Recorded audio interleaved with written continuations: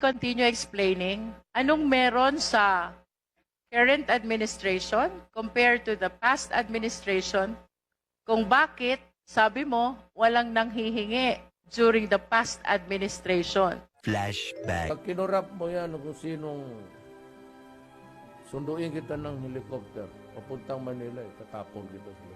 Hanggang papatayin kita.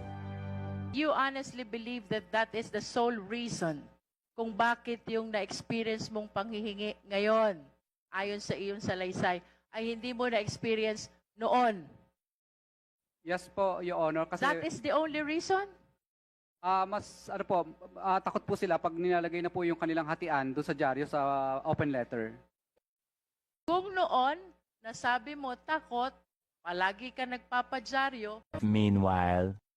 Puro PCUP, pero ang chairman at 4 na commissioner mismo nito, maluho raw sa junket o pagbiyahe abroad. Hindi rin daw sila nagmi-meeting, kaya sinibak sila kanina ni Pangulong Duterte para daw ipakita na seryoso ang kampanya laban sa korupsyon. unbelievable. How a simple publication can change entirely this system that he is alleging. Dahil lang sa pagpapadyaryo, his allegation na may nanghihingi under the current administration is entirely